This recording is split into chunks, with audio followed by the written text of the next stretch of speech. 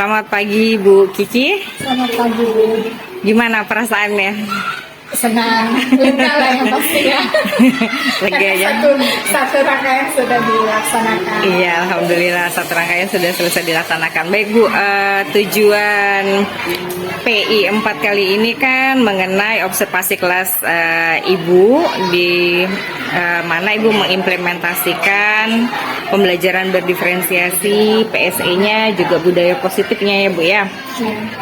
Dari apa yang sudah Ibu lakukan di kelas tadi, apakah ketiga hal tersebut sudah tercermin di dalam kegiatannya? Ya, saya berusaha semaksimal mungkin sih Bu untuk melaksanakan apa yang sudah saya rencanakan. Dan memang saya merencanakan untuk mengintegrasikan ketiga hal tersebut dalam pembelajaran saya. Seperti KSE, tadi juga kami diawali dengan menggali perasaan-perasaan siswa ketika hadir di sekolah. Kemudian di tengah-tengah kegiatan juga kalau mereka merasa agak tertekan gitu, saya ajak mereka tarik nafas, hembuskan seperti itu. Kemudian untuk budaya-budaya positif, sebenarnya saya itu maunya anak-anak punya saling menghargai seperti itu. Tapi memang untuk menumbuhkan budaya menghargai itu memang lumayan sulit ya. Kadang-kadang anak-anak itu ketika kita minta untuk menghargai hasil pekerjaan temannya, seperti kita memberi tepuk tangan atau memberikan jempol atau memberikan tanda love aja, kadang-kadang masih ada yang merasa berat hati seperti itu memberikan penilaian ke temannya. Kemudian untuk diferensiasi, saya tadi memang dalam perencanaan membuat diferensiasi proses dan juga produk. Untuk konten sih tidak ada diferensiasinya karena sama semuanya, pelajar konten yang sama. Paling dalam bentuknya tadi juga sama-sama audio. Jadi kalau menurut saya lebih kepada proses dan produknya. Oke, baik. Hal yang menarik Ibu sampaikan mengenai disiplin positif tadi ya Bu ya. Menurut Ibu, kira-kira langkah apa yang bisa Ibu lakukan untuk menjadi pembiasaan bagi anak-anak pada saling menghargai tadi Bu? Nah, untuk poin yang saling menghargai ini memang intinya kita juga sih harus lebih dulu memberikan contoh ya. Bagaimanapun guru tetap harus memberikan contoh menghargai. Jadi untuk saya harus tetap konsisten menghargai apapun pekerjaan anak murid. Cuman memang apabila hal tersebut harus dikuatkan, saya juga harus memberi penguatan. Seperti tadi misalnya ada anak murid ketika membuat rima itu kan, saya dapati mereka membuat rima yang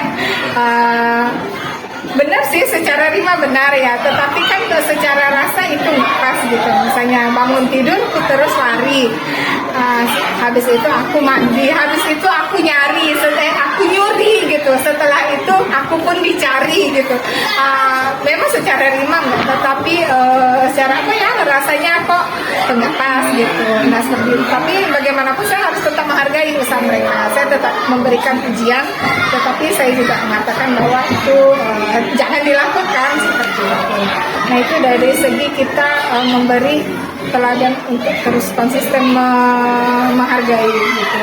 Nah harapan saya sih ketika anak-anak melihat gurunya menghargai, ada kesadaran dalam diri mereka juga muncul untuk menghargai teman. Seperti tadi itu tetap saya biasakan sih Bu, memberikan jempol, memberikan love gitu kepada teman. Itu kan hal yang sangat mudah sebenarnya untuk dilakukan gitu, yang real yang bisa dilakukan untuk menunjukkan kita menghargai.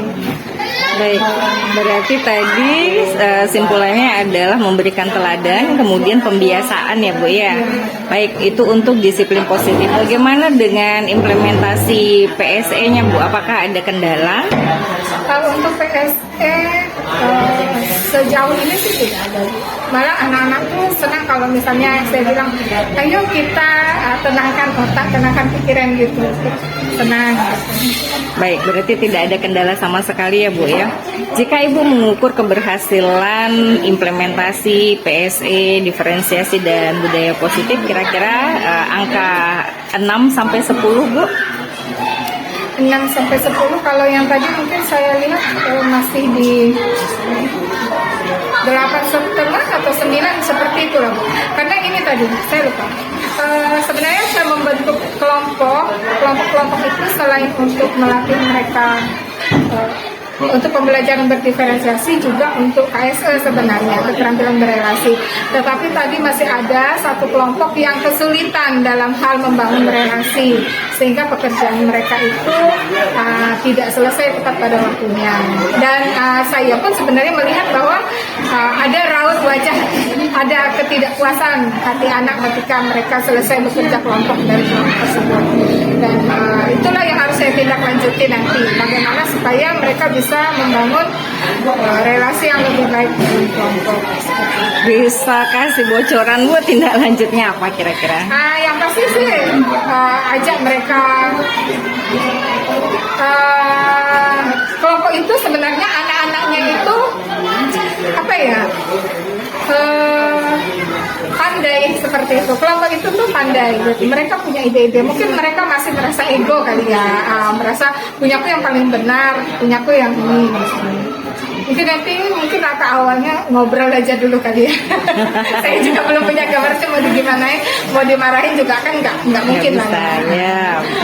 Baik, kira-kira nih Bu, dari yang sudah Ibu lakukan hari ini, poin apa yang akan Ibu kembangkan di strategi pembelajaran kelak? Mungkin ya saya mau mengembangkan mengelola kelompok itu supaya lebih efektif.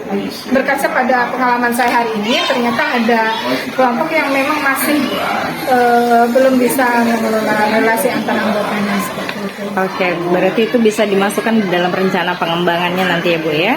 Baik, luar biasa sekali.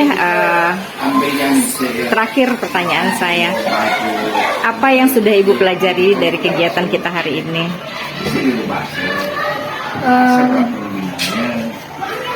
Yang sudah saya pelajari bahwa apa ya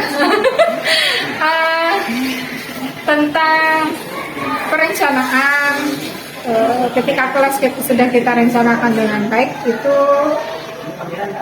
akan berjalan dengan lebih nyaman. Kemudian ada apa namanya,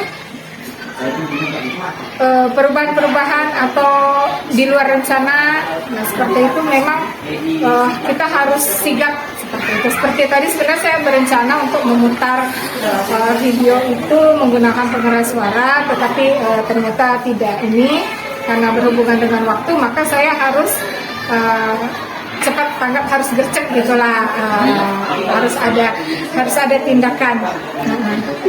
Baik, berarti ada plan A, plan B ya Bu ya. Nah.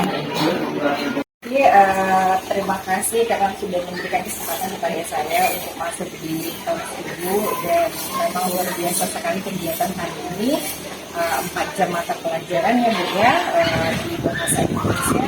Saya bisa melihat bahwa tuntutan kegiatan yang Ibu sajikan itu sudah runut, dimulai dari persepsi, kemudian kegiatan inti, kemudian penutup.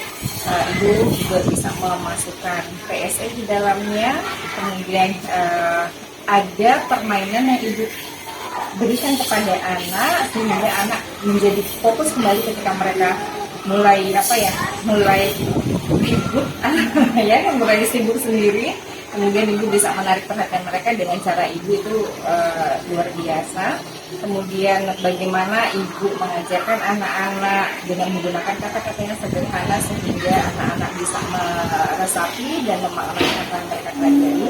Itu bisa diketahui dari simpulan yang disampaikan oleh mereka, itu terbaca sekali. Bu Kiki, dari keseluruhan kegiatan budaya positif, kemudian implementasi diferensiasi, kemudian implementasi PSE, juga dilihat dari model belajar yang Ibu tampilkan, saya masih belum melihat bagaimana Ibu memberikan penilaian atau asesmen langsung. Nah, itu kan sudah ada, tapi itu masih sama. Maksud saya ketika Ibu menyampaikan ada tugas yang harus mereka lakukan, itu tidak langsung dinilai nah, itu mungkin ada baiknya pada kegiatan kelompok yang terakhir itu ibu juga langsung memberikan penilaian. Penilaian menyatakan bahwa oh ini bagus, betul semua, atau ibu memberikan penguatan, itu juga masuk dalam assessment. Itu saja sih Bu, yang lain-lainnya sudah luar biasa. Baik, terima kasih Bu. Dan ya baru saya menyadari bahwa tadi saya belum mengasesmen mereka ya. Dan ini juga akan menjadi tindak lanjut saya bahwa asesmen itu memang harus segera diberikan begitu anak-anak selesai melakukan tugasnya. Terima kasih banyak. Sama-sama.